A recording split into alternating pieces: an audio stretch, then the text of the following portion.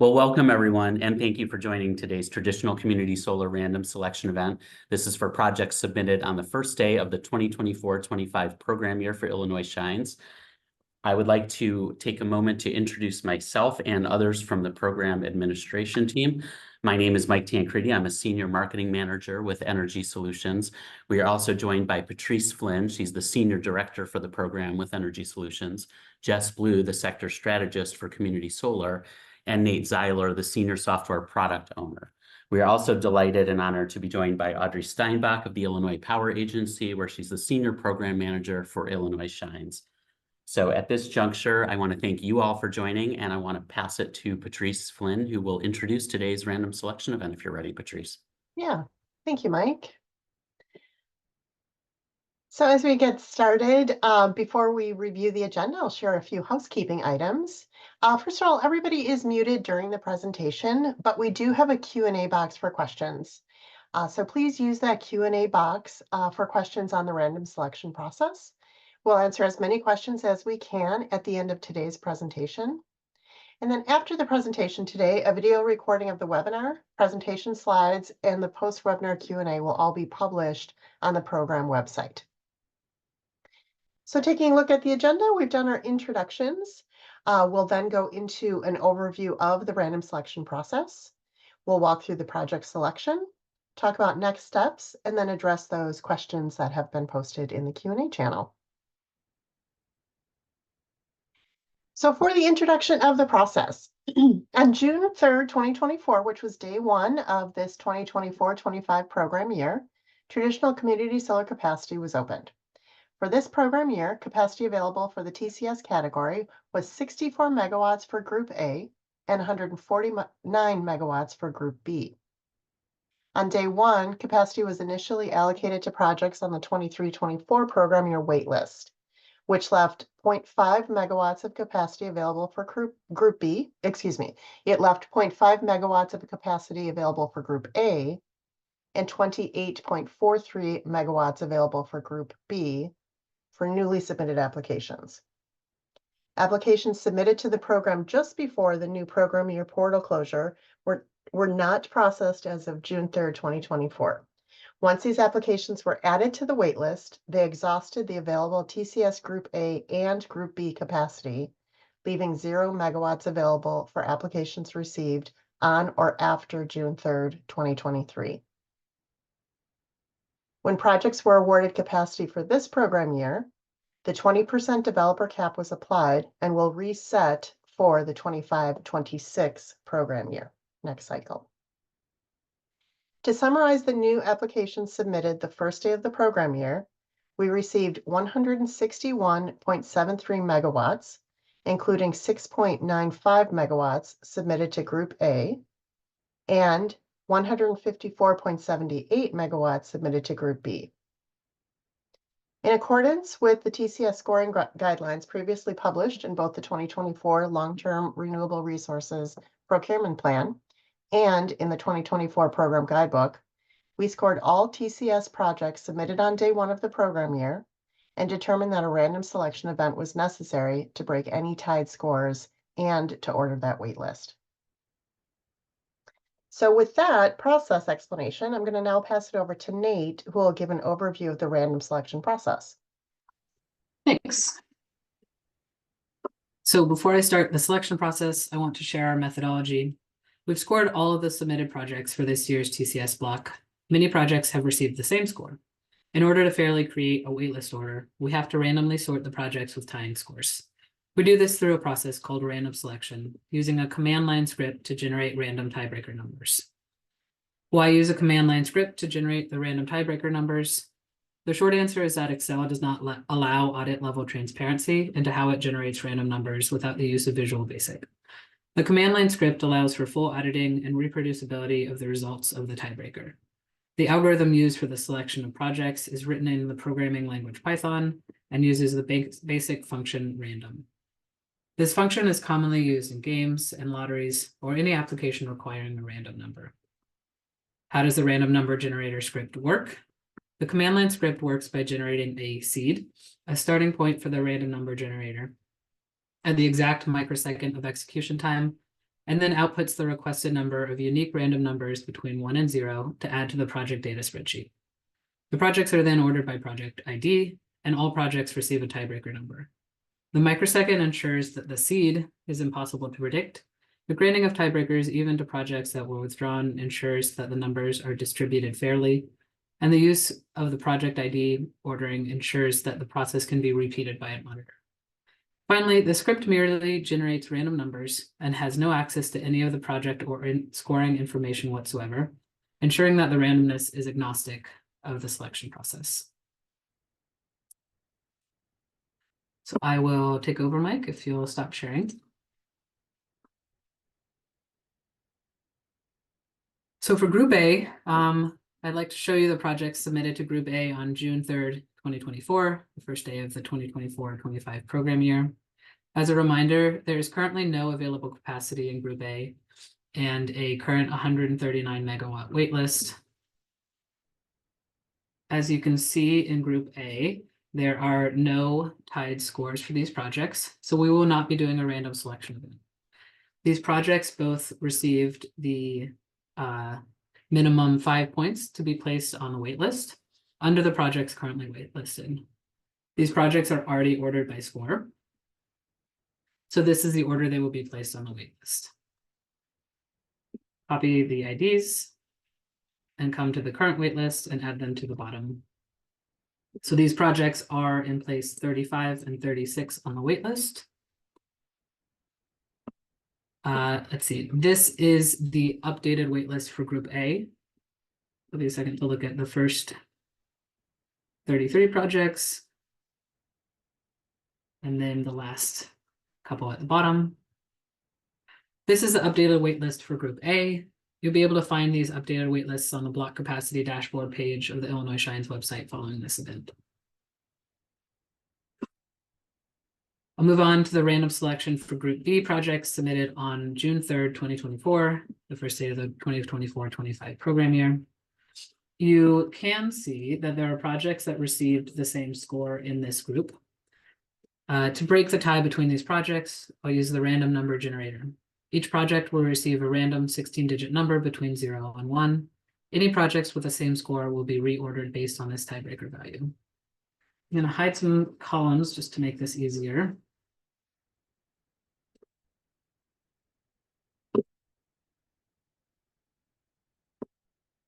Okay, so first I sort by application ID from smallest to largest.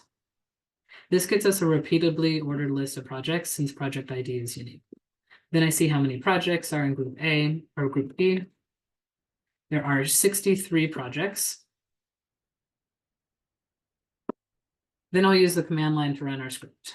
I enter the number of projects that need a random number generated and run the script.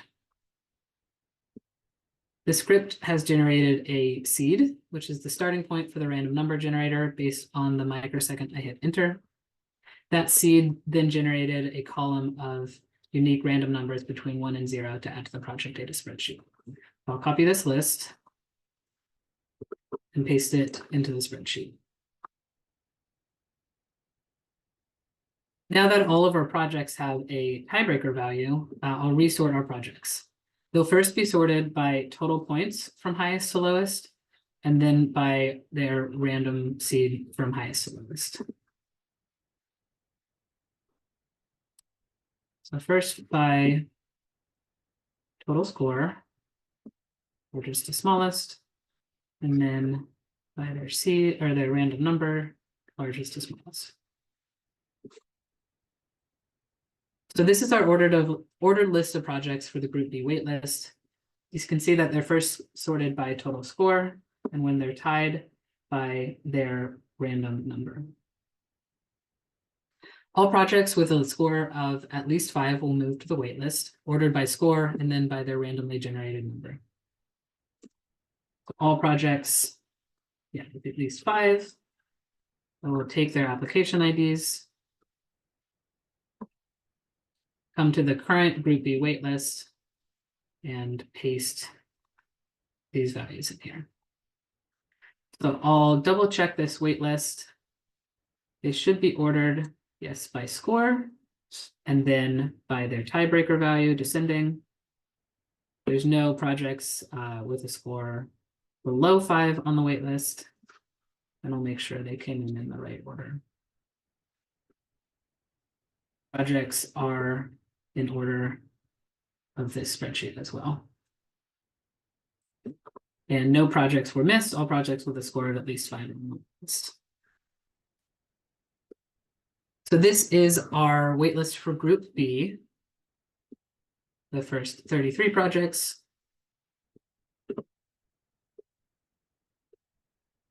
And then the last set of projects as well. You'll be able to find these updated waitlists on the block capacity dashboard page of the Illinois Shines website following this event. And I'll pass it back to Jess to go over next steps.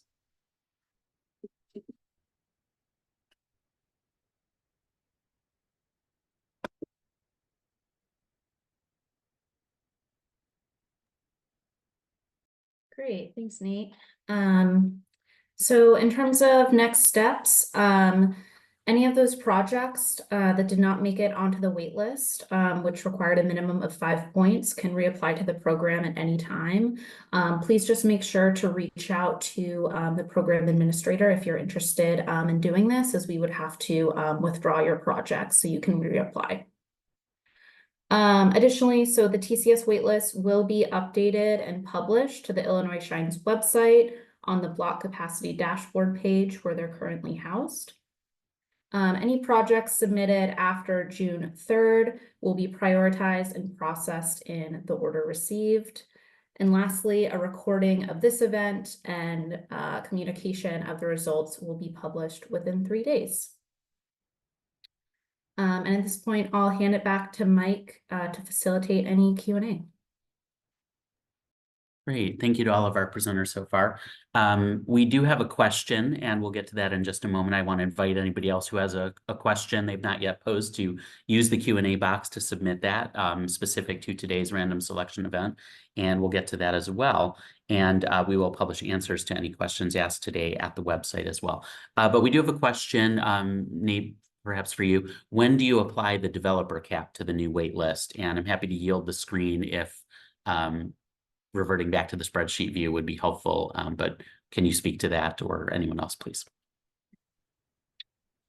Yeah, I can speak to that. This is Jess. So we do apply the 20% developer cap when projects are awarded capacity.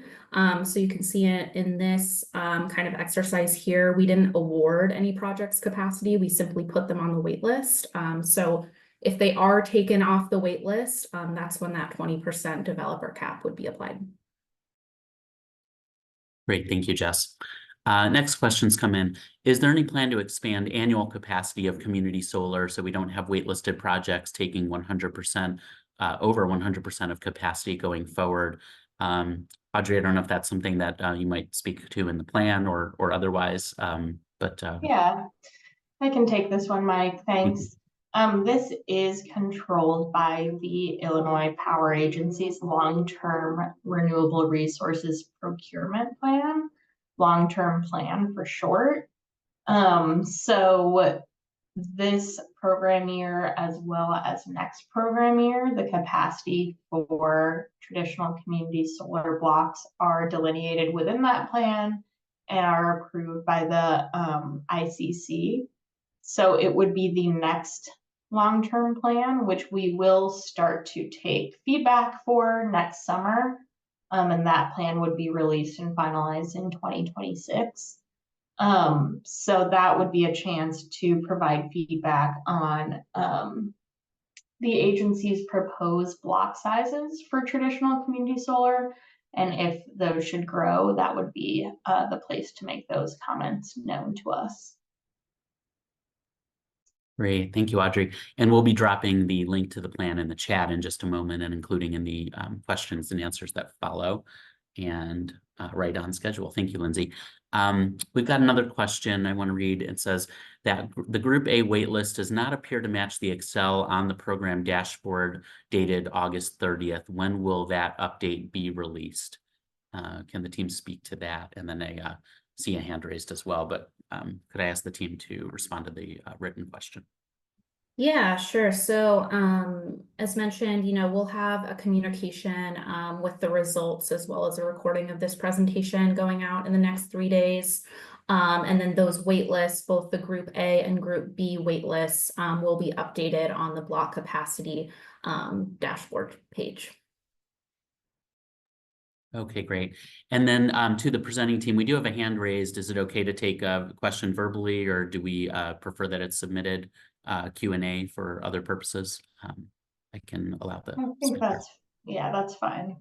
Okay, I'm gonna unmute, and I think you know who you are. If you had your hand up, would you like to go ahead with your question, please? If you can hear us.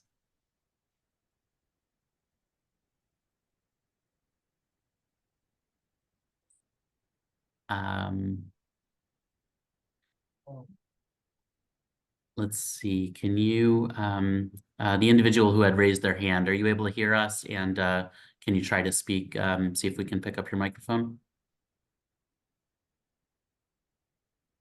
No, maybe not working. I'd like to ask then if we're not getting audio there, if you might use the written Q&A to submit your question, since we're not able to hear you at the moment. In the interim, I'm going to ask another question that was posed in the Q&A chat. And again, we hope you'll submit yours. To clarify, and this is from the question, a novel question. To clarify, there may be projects on the wait list that are skipped over when awards are made, as they would cause the applicant to exceed the developer cap, and that's a question. So the wait list may not be 100% reflective of which projects will receive capacity when new capacity is released next year. I can take this one, Mike. Thank you. Yes, that's correct.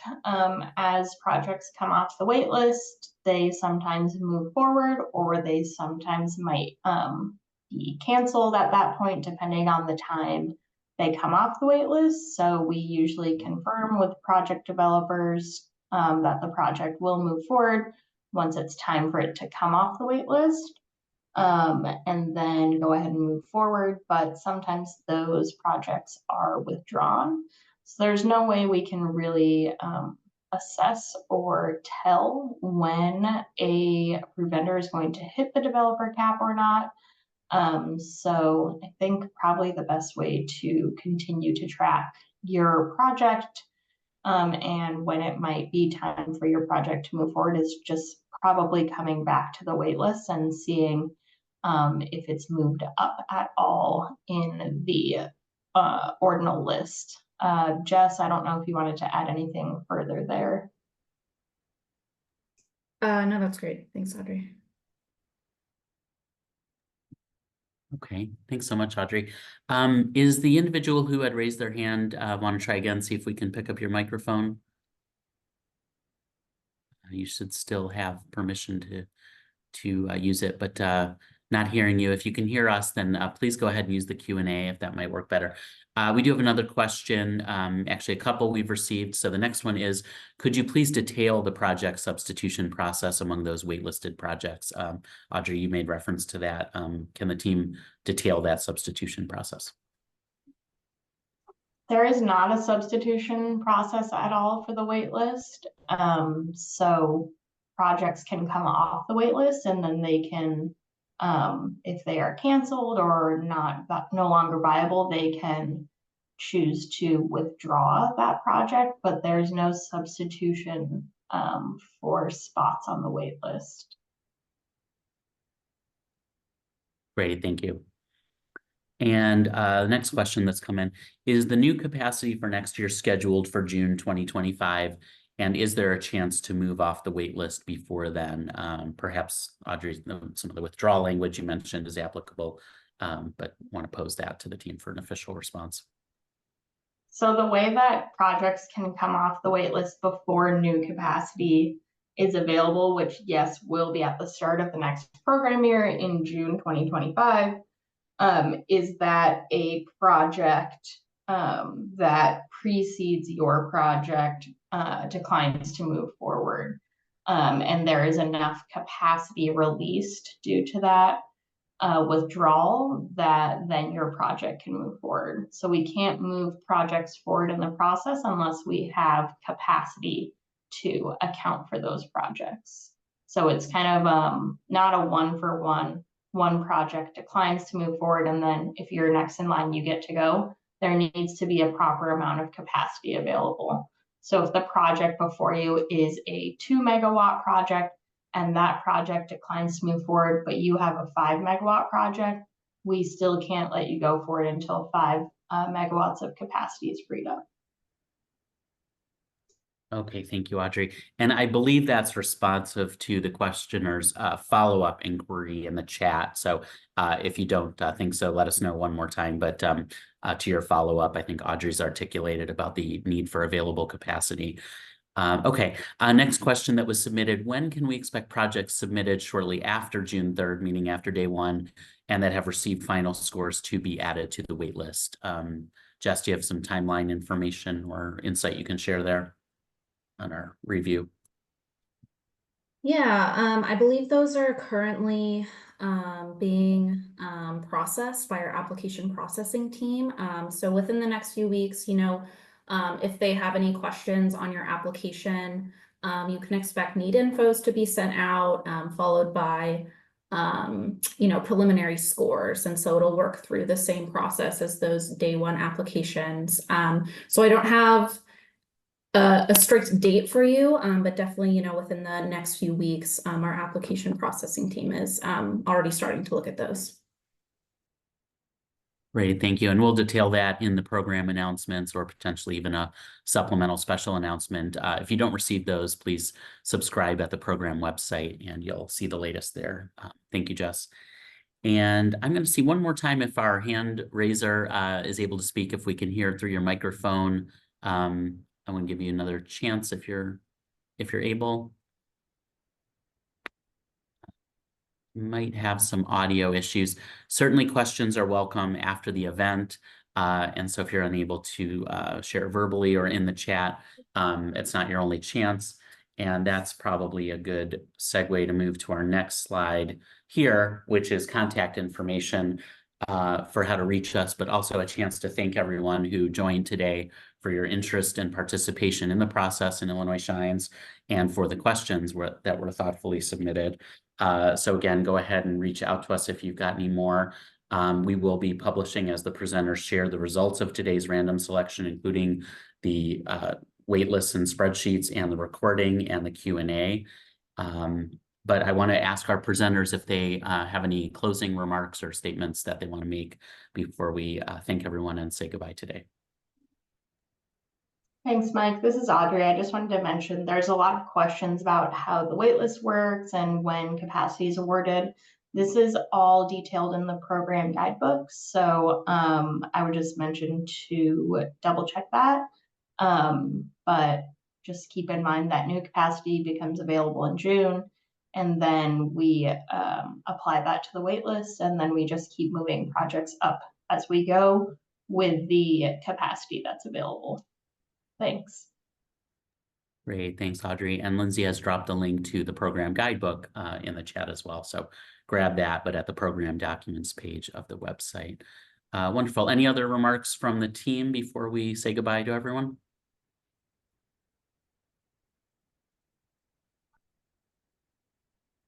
Okay. Well, again, thank you for your participation, your time, and your interest today. And we look forward to sharing the results with you and wish you all a great day. Thank you so much. So.